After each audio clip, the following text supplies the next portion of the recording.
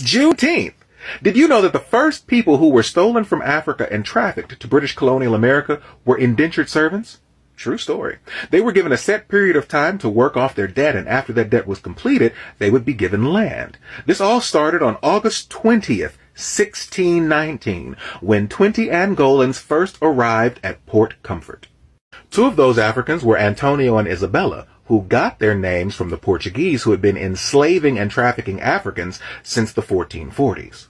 Now, they were known as servants of Captain William Turner, not property, but servants. And in 1623, they gave birth to their son named William Turner, the first African born in British colonial America. And get this, he was born a free man.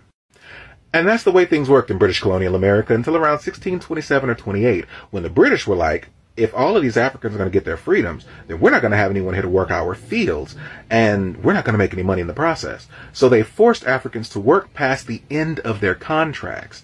Their punishment for having the audacity to complete their servitude was a lifetime of enslavement. And that's how things were in British colonies. Your punishment for being black or dark-skinned was enslavement, be it in the Americas, South Africa, Australia, or beyond. Wherever you were, if you were a dark-skinned person, your punishment was enslavement.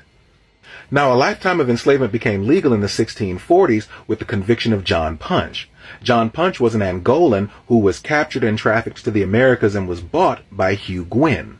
Hugh Gwynn also had white indentured servants, and in 1640, John Punch and a couple of his white indentured servants ran away from Hugh Gwynn's enslavement. They were later captured and brought back. The white indentured servants had 4 years tacked on to the end of their sentence, while John Punch, the African, was given a lifetime of enslavement as his punishment. Now, that was the first time in British colonial America that anyone had been sentenced to a lifetime of enslavement. That case also set up a distinction between Africans and Europeans. Fast forward 10 years and we meet a man named John Castor, an African who's enslaved by another African named Anthony Johnson. Now, John Castor realized that his period of servitude was over a couple years ago, so he sued for his freedom and lost. And he became the second person sentenced to a lifetime of enslavement, even though he did nothing wrong. And that case proved that enslavement was a punishment for Africans who had the audacity to complete their period of servitude. In the 1600s and 1700s, white people created the concept of race and invented racism as justification for their mistreatment of non-white peoples the world over. Now, this gave white people a superiority complex, and in the 1700s, 1800s, and 1900s, they invented scientific racism to prove whites' superiority disorder. And this disorder caused a war between the United States of America and the Confederate States of America. You see, the Confederate States of America wanted to maintain slavery as their way of life. They built their whole way of living around slavery, and they wanted to fight for the right to enslave black people for eternity, while the North was like, nah, you can't do that. Even though we benefit from your particular brand of enslavement, we don't think it's right for you to enslave people for life. And they went to war behind it, and the Confederacy lost. So in 1863, President Abraham Lincoln signed the Emancipation Proclamation, effectively ending chattel slavery within the United States. But when the people of Texas got the memo, they didn't care about the abolishment of slavery. They kept the practice going for a full 2 years.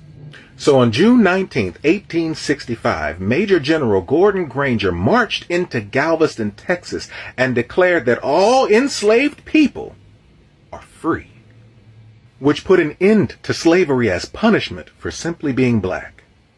You see, the 13th Amendment ended slavery as a way of life in America, but it kept enslavement as a punishment for anyone who's been duly convicted of a crime. And what were the crimes of the day? Well, vagrancy and loitering. What's a vagrant? A vagrant is a person who has neither home, nor job, nor means to support themselves. And who were the vagrants of the day? Newly freed Africans who had neither plantation to work on or live on. So what's loitering? Loitering is standing around a business idly without purpose. And who were the loiterers of the day? Newly freed Africans who were standing around businesses looking for work. And overnight, the prison population went from 95% white to 95% black. And it did that in part because you couldn't arrest someone's property. After we were no longer considered property, our crimes were being free and looking for work. And we were arrested en masse. And after we were arrested and convicted, we were then leased back to the plantations from which we were just freed. And that's how Juneteenth, the prison industrial complex, and convict leasing became today's moment in white history.